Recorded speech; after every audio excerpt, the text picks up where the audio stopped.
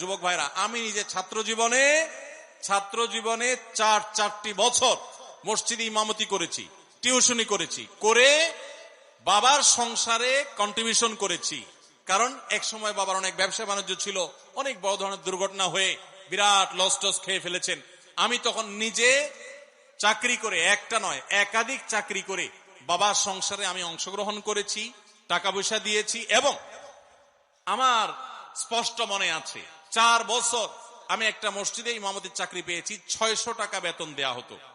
যশোরের যুব প্রশিক্ষণ কেন্দ্র সরকারি একটা অফিস, সেই অফিসের মসজিদে আমি ইমামতি করতাম। যুব প্রশিক্ষণ কেন্দ্রের মসজিদে প্রতি মাসে 600 টাকা করে বেতন পেতাম। 4 বছরের মধ্যে এই 600 টাকা থেকে কোনোদিন 6 টাকা নিজের খরচের জন্য কেটে রাখি নাই। নিজে কষ্ট করে চলতাম, অন্য কোনো ভাবে ম্যানেজ করতাম বা বাবার কাছে লাগলে পরে চেয়ে নিতাম, কিন্তু বেতনের পুরো টাকাটা বাবাকে তুলে দিতাম, জাস্ট আমার পক্ষ থেকে বাবাকে হেল্প করার জন্য। আবার একই সঙ্গে মক্তব পড়াতাম, ইমামতি করতাম, 3-4 কিলোমিটার দূরে সাইকেল চালিয়ে ক্লাস করতাম। এবং এইভাবে পড়াশোনা করে ক্লাসে সব সময় ফার্স্ট থেকেছি। এইভাবে পড়াশোনা করে 10 stand, second stand, third stand, 3টা স্ট্যান্ড করেছি। এইভাবে কয়েক মাইল সাইকেল চালিয়ে, পরীক্ষা দিয়ে, পড়ালেখা করে, চাকরি করে সংসারকেও সহযোগিতা করেছি, নিজেও স্বাবলম্বী হয়েছি। আবার পরীক্ষা দিয়ে আলহামদুলিল্লাহ প্রতিটি পরীক্ষায় ফার্স্ট হয়েছি এবং বোর্ড পরীক্ষায় সারা দেশের মেধা তালিকায় কখনো 10ম, কখনো 3য়, কখনো 2য় স্ট্যান্ড করেছি আলহামদুলিল্লাহ। এই কথা আপনাদেরকে গল্প কেন শুনালাম? কারণ যুবকরা বাপ মা বিয়ে দেয় না, হুট করে একটা কাগজ ধরায় দেন আমারে, কেন আপনি কাজ শুরু করে দেন, টিউশন শুরু করে দেন, ইনকাম করা শুরু করে দেন। অনেক যুবক বলে যে ভাই, মেয়ের বাবারা পয়সাওয়ালা ছাড়া বিয়ে দিতে চায় না, নিজের বাবা বিয়ে দিতে চায় না। আমি বলি যে আপনি উপার্জন শুরু করেন, টাকা যখন কামাই করবেন দেখবেন সব সুর নরম হয়ে আসছে, বাপের সুরও নরম হয়ে আসছে, মায়ের সুরও দেখবেন নরম হয়ে আসছে।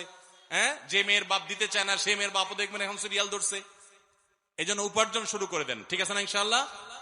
ভাইরা আমার, ছাত্র জীবনে বিশেষ করে অনেকের অফুরন্ত সময় থাকে। এই সময়গুলোতে প্রোডাক্টিভ কিছু না করলে শয়তান তখন খারাপ বন্ধুদের পালায় ফেলে এবং মানুষ খারাপ কাজ করে। আল্লাহ তাআলা আমাদের সমস্ত যুবকদের চরিত্রগুলোকে হেফাজত রাখার তৌফিক দান করুন। এবং যতদিন পর্যন্ত বিয়ে না হচ্ছে ততদিন পর্যন্ত রোজা রাখবেন এবং সেই সাথে নিজের চোখকে হেফাজত করবেন, সবর করবেন, নিজেকে নিয়ন্ত্রণ করবেন।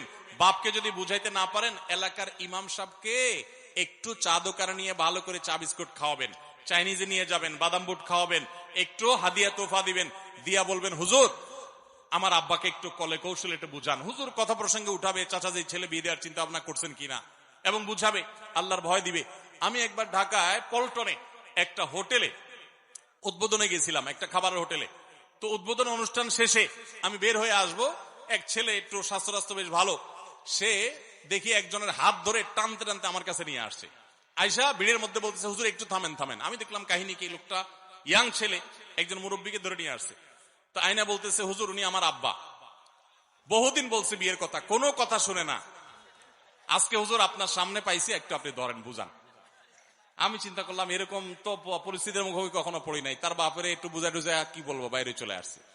তো এরকম তাৎক্ষণিক বুঝ দিয়ে হবে না, ইমাম সাহেবদের সাথে বাইল করেন, ইমাম সাহেবরা আস্তে আস্তে বুঝাবে তাদেরকে, আর নিজে উপার্জন শুরু করে দেন। এবং মুরব্বীদেরকে সিরিয়াসলি বলছি, নবী সাল্লাল্লাহু আলাইহি ওয়াসাল্লাম বলেছেন তোমাদের সন্তানরা যখন বিয়ের উপযুক্ত হয় তাদেরকে বিয়ে দিতে উপযুক্ত পাত্র বা পাত্রী পেয়ে গেলে আর এক মুহূর্ত বিলম্ব করবে না। যদি দেরি করো তাহলে জেনা, ব্যভিচার এবং চরিত্রহীনতা বাড়বে, এগুলোর দায় কিন্তু বাবা মাকে বহন করতে হবে। বাবাজিরা, আপনারা যে বয়সে বিয়ে করেছেন সেই বয়সে তখনকার যুগে ফেসবুক, ইউটিউব ছিল না, টাচ ফোন, মোবাইল ছিল না, স্মার্টফোন ছিল না। তখন চরিত্র রক্ষা করা অনেক সহজ ছিল। আপনার ছেলে যেই সমাজে বাস করে বাবা, এই সমাজের চতুর্দিকে আগুনের আঁচ তাকে ঘিরে আছে। এই অবস্থায় চরিত্র হেফাজত করা এই ছেলের জন্য অনেক কঠিন।